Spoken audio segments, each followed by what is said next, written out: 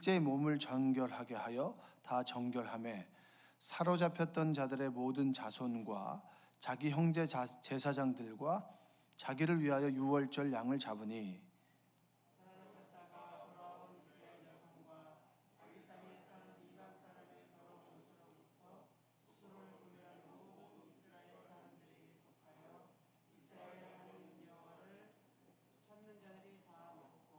즐거움으로 함께 읽겠습니다. 즐거움으로 이레 동안 무교조를 지켰으니 이는 여호와께서 그들을 즐겁게 하시고 또 아스루 왕의 마음을 그들에게로 돌려 이스라엘의 하나님이신 하나님의 성전 건축하는 손을 힘있게 하도록 하셨음이었더라. 아멘. 오늘도 하나님의 은혜가 여러분의 삶 가운데 함께하기를 주님의 이름으로 축복합니다. 복음이 뭔가라고 하는 걸 우리가 늘 기억할 필요가 있잖아요. 예수님을 믿고 그리고 그 안에서 소망과 기쁨을 얻고 그리고 이제 기쁜 마음으로 하나님을 예배하는 거, 이게 어떻게 보면 아주 거칠게 정의할 수 있는데, 오늘은 이제 예루살렘 성전을 재건하고 성전을 봉헌식 하는 겁니다. 여러분 얼마나 기쁠까요? 여러분 성전 건축을 해보신 분들은 그 마음을 아실 텐데, 성전을 리모델링 한다거나 그런데 여러분이 헌신했다 이랬을 때 성전을 봉헌하는 거, 그게 얼마나 기쁘겠습니까?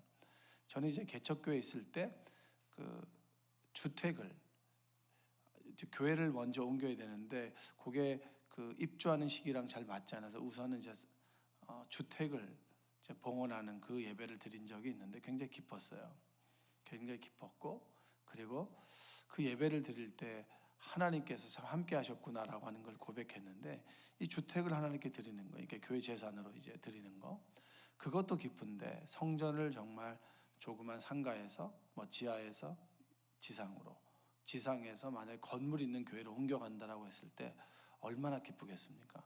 여러분들도 처음에 집을 가지고 시작하셨나요? 아니면 집 없이 이렇게 월세나 전세로 시작하셨나요? 월세로 시작하셨어요? 네, 월세로 시작하셨다가 전세로 가고 전세에서 그리고 자가로 갔을 때 여러분 마음이 기쁘시잖아요, 그렇죠? 기뻐요, 안 기뻐요? 별로 안 기쁘신가 봐요. 저는 이제 아버님이 돌아가셨을 때 8평짜리 연립주택이 재개발이 되면서 이제 아파트를 받게 됐고, 그리고 그 아파트는 제 형한테, 그리고 저희는 교회 바로 뒤에서 이렇게 전세인데 IMF 때 집주인이 너무 어렵다고 그 금액에서 500만 원을 더 얹어가지고 집을 사라 그래서 그 어머니가 또 집을 사신 거예요. 근데 좀 지나니까 또 재개발이 돼가지고 또 이렇게 옮기고 이렇게 한 기억이 있는데, 집을 갖게 된다라고 하는 것은 참 기쁜 겁니다. 근데 하나님의 집을 갖게 된다라고 하는 건 더 기쁜 거죠. 사로잡혔던 자들이 정말 하나님의 도우심으로 다시 와서 하나님의 성전을 지을 때 우여곡절을 가지고 성전을 지었습니다. 그걸 하나님께 올려드릴 때 그 마음 가운데는 뭐가 있을까요? 기쁨이 있지 않겠습니까? 예수 믿는 사람들이 사로잡혔던 자에서 하나님의 자녀로 돌아와서 진정으로 자발적으로 하나님을 예배할 때 그 마음속에 있는 것이 뭘까요? 기쁨이죠. 여러분에게 기쁨이 넘치기를 주님의 이름으로 축복합니다. 헌신하고 봉사하고 예배하는 삶이 기쁨이죠. 여러분들이 예전에 제가 대학교 때인가요? 내가 한번 삶을 돌아봤을 때 기뻤던 적이 얼마인가 생각해 보니까 기쁨의 순간보다 힘든 순간이 더 많은 것 같아요.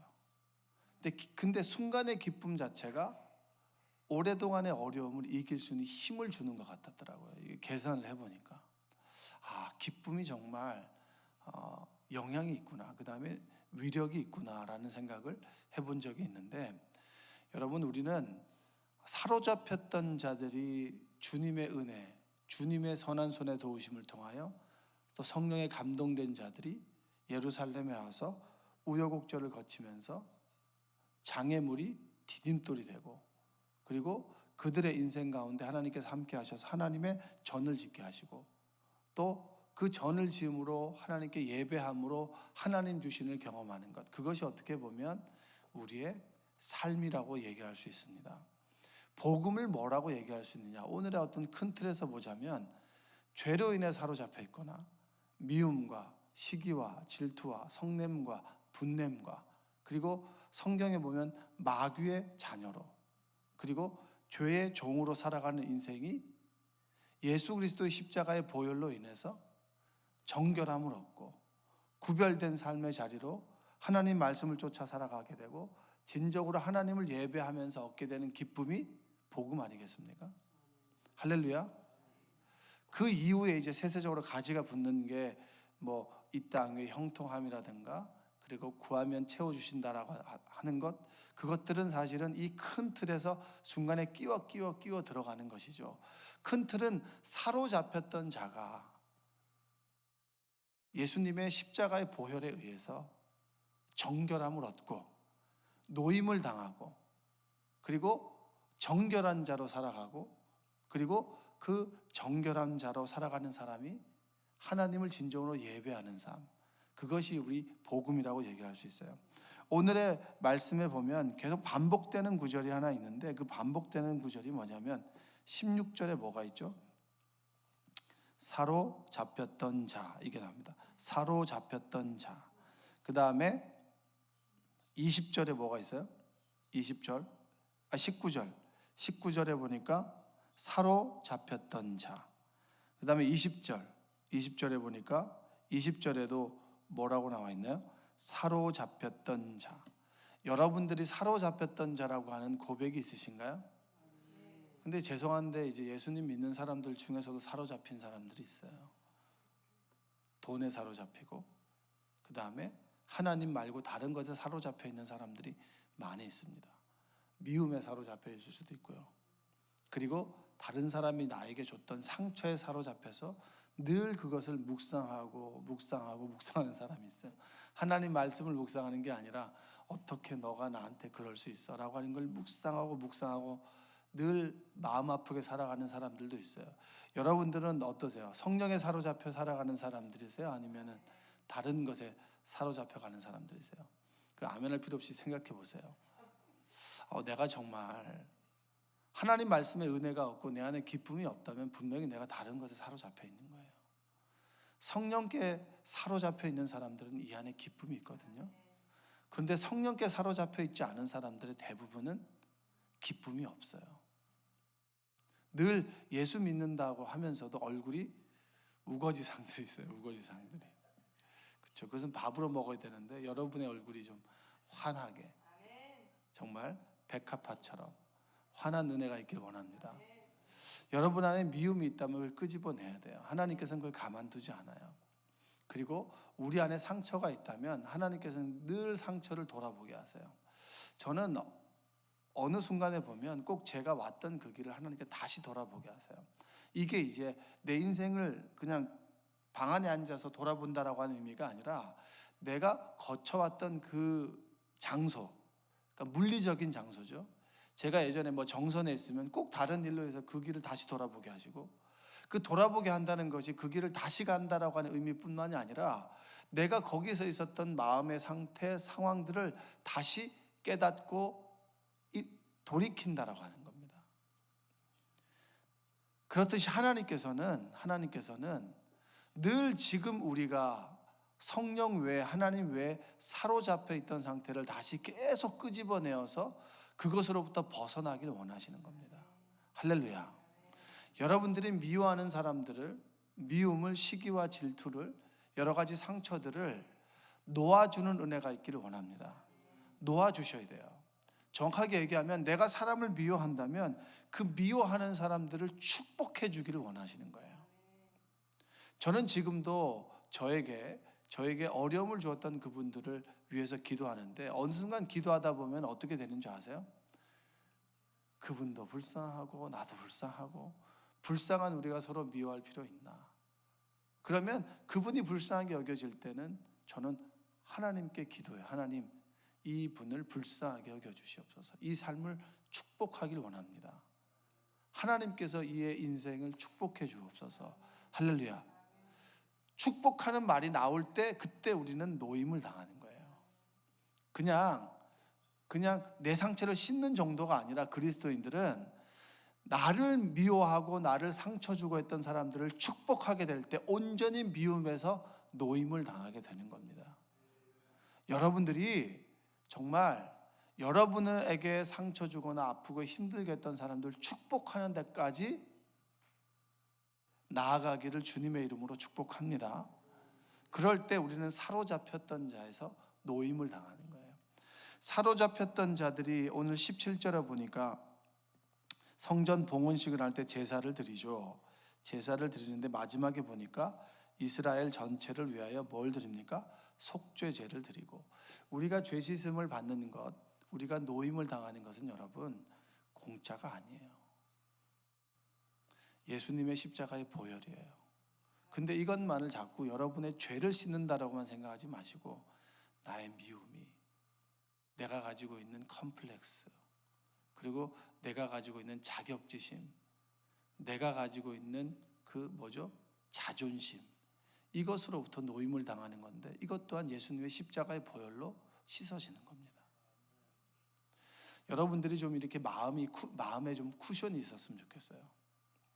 뭐 하면 버럭버럭 하는 것이 아니고 버럭버럭 하는 그 에너지는 하나님이 일에 쓰시고 사람들한테는 온순해지기를 주님의 이름으로 축복합니다. 사람들한테 자신에 대해서는 온순하지만 하나님의 일에 대해서는 열정적으로 하는 거예요. 이 버럭버럭을 타인에게 하는 게 아니라 자신의 일에 그 에너지를 사용하게 되면 정말 여러분들을 통해서 하나님께서 영광 받으시게 될 겁니다.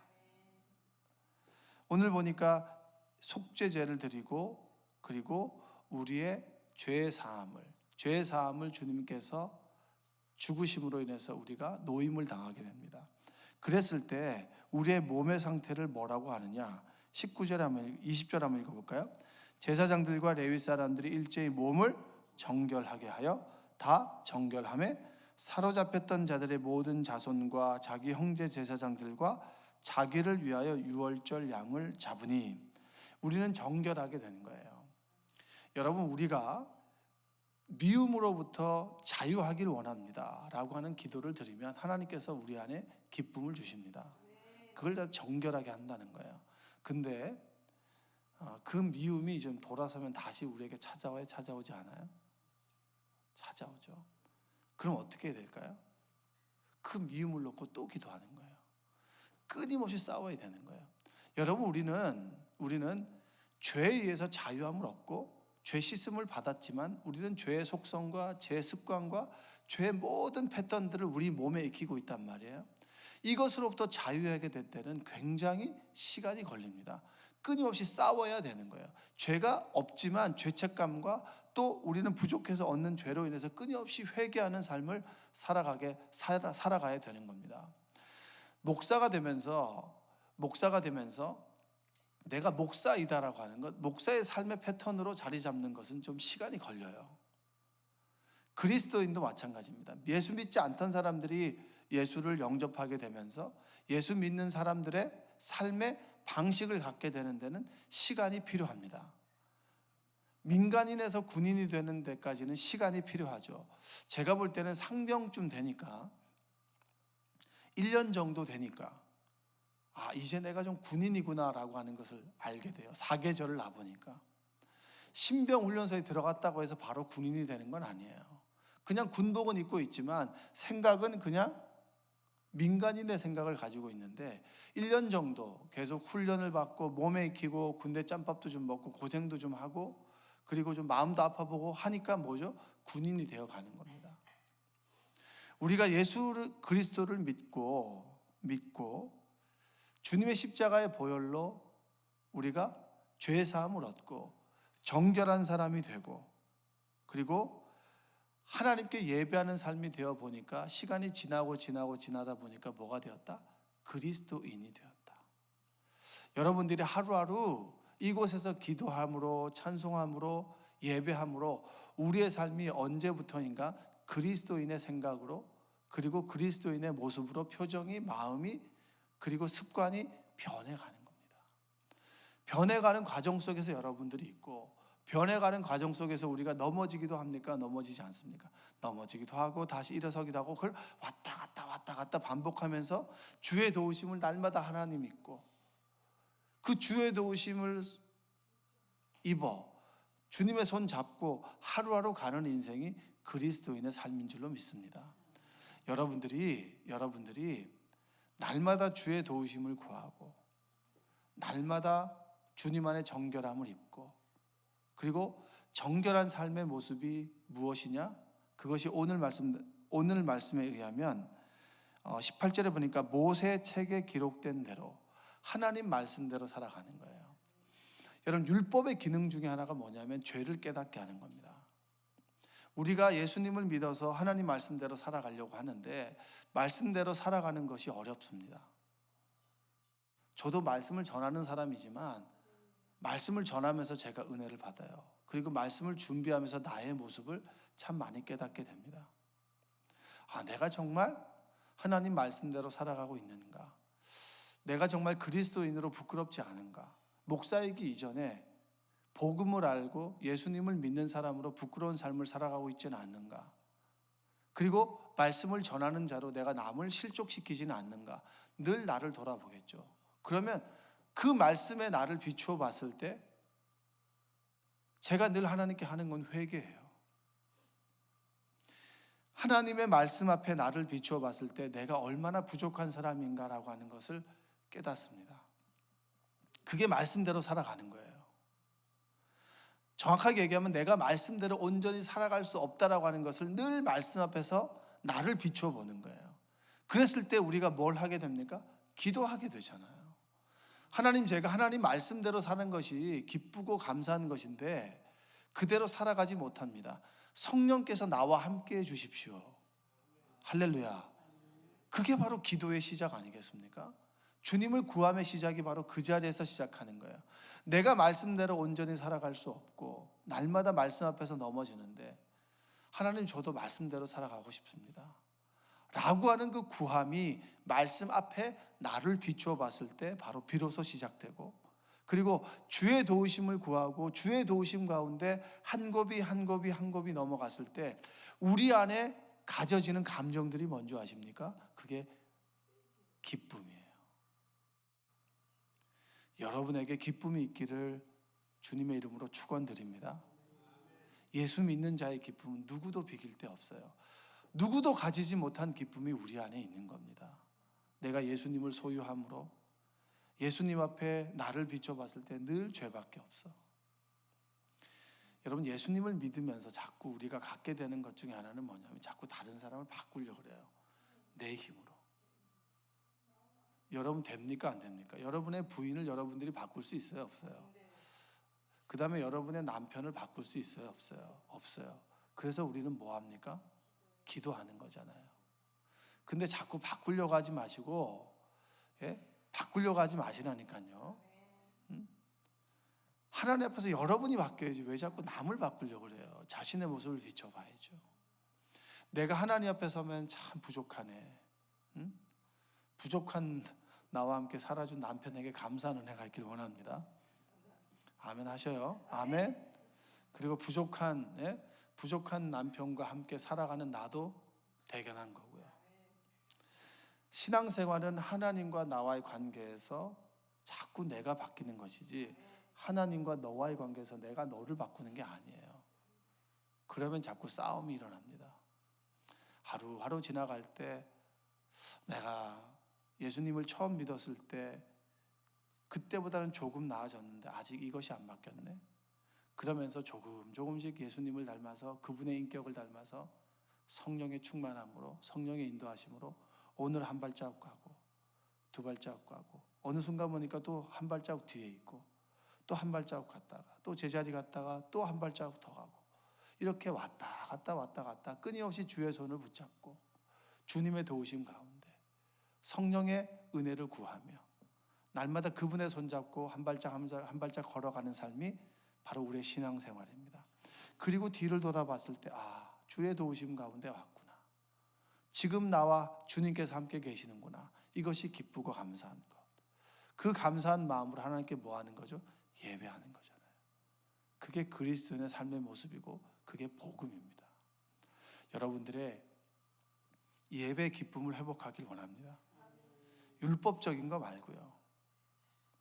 율법적인 거 말고, 내가 말씀을 지켜야 된다 말아야 된다라고 하는 율법적인 거 말고, 그 틀을 깨고 주님과 동행하는 삶의 자유함과 기쁨이 여러분의 삶 속에 함께 있기를 주님의 이름으로 축복합니다. 때로 못난 내 자신을 발견하게 되죠. 그리고 못난 내 모습을 보게 됩니다. 그리고 정말 하나님 말씀대로 살아가지 못하는 또 우리 옆에 있는 분들의 모습을 보게 되죠. 그럼 그분들 위해서 기도하고 함께 손잡고 함께 그 길을 걸어가고 주의 도우심을 구하고, 그리고 예배의 자리를 또 회복하고 또 사랑으로 감싸주고 사랑을 받고, 이것이 여러분 신앙생활인 줄로 믿습니다. 여러분, 때로 여러분들의 모습이 하나님 보시기에 부끄러울 수도 있어도, 그러나 그 모습 그대로 하나님 받아주신 그분의 은혜 앞에 나아가시고, 사로잡혔던 자를 주님께서 불러주셔서 하나님의 자녀로 삼아주신 기쁨이 여러분에게 회복되시기를 주님의 이름으로 축원드립니다. 기도하겠습니다. 사랑과 은혜가 풍성하신 아버지 하나님, 감사합니다. 죄로 인해 미움과 시기와 질투로 성냄과 분냄으로 사로잡혀 있던 우리를 불러주셔서 정결함을 입고 하나님의 자녀가 되게 하심에 감사합니다. 하나님의 자녀로 살아가는데 날마다 부족하고 연약하고 죄 가운데 넘어짐을 고백합니다. 그럼에도 불구하고 우리를 버리지 아니하시고 우리와 함께 하시며 우리를 자녀 삼아주신 하나님의 은혜 때문에 오늘 하루 기쁨으로 살아갑니다. 내 안에 예배하는 기쁨이 회복되게 하여 주시고 예배 가운데 기쁨이 임하도록 도와주시며 성령의 충만한 은혜가 날마다 우리 가운데 임하여 주시옵소서. 오늘도 여러 가지 문제 가운데 거하는 이들이 있습니다. 관계의 문제, 그리고 경제적인 문제, 그리고 육체적인 질병의 문제, 미래에 대한 두려움과 염려 가지고 살아가는 이들에게 온전한 하나님의 기쁨이 임하도록 주여 도와주시옵소서. 오늘도 주어진 하루 만나러 먹이시고 입히시며 오늘 하루를 이끌어 가시는 주님으로 인해 기뻐하며 감사와 영광을 돌리는 하루가 되도록 주님 도와주옵소서. 예수님의 이름으로 기도합니다. 아멘. 우리 391장 1절 하시고 우리 특별히 우리 집사님의 가정 가운데 이제 아버님께서 경추를 다치셔서 사지 마비에 걸리신 분이 계십니다. 여러분, 그분 아버님의 치유와 회복을 위해서 함께 기도해 주시고, 이건근 성도님 이제 혈액암 경과가 좋아서 지금 이제 집에서 가려 중에 있는데 온전히 항암 치료될 수 있도록 기도해 주시고, 또 주변에 몸이 아픈 분들, 마음이 아픈 분들 많이 계세요. 또 우리 권사님의 아버님께서는 어머니께서는 또 이렇게 고관절 수술 누워 계신 분도 계신데 주변 우리 교우들의 부모님들이나 그 교우들 중에 아픈 분들 위해서 기도해 주시고, 속회 선교회 그리고 교회학교 교회학교 아이들이 어려서부터 주님을 알고 10년 20년 후에 우리 또 30대 우리 20대 이분들이 10년 후에 생명 남을 교회를 책임지는 든든한 기둥이 될 수 있도록 기도해 주시고, 우리 담임 목사님과 사모님 그리고 가정을 위해서 우리 교육자들의 가정을 위해서 기도해 주시고, 성도 간에 평화하고 사랑하고 그리고 정말 신앙의 성장이 일어나는 교회가 될 수 있도록 믿지 않는 자들이 생명나무 교회를 위해서 생명 통하여 예수님을 영접할 수 있도록 여러분의 간절한 기도 제목을 가지고 우리 함께 기도하고 돌아가겠습니다.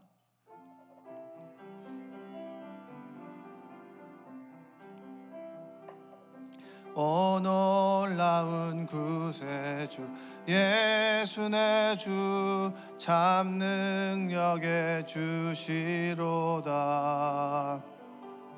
큰 바위 및 안전한 그곳으로 내 영혼을 숨기시네. 메마른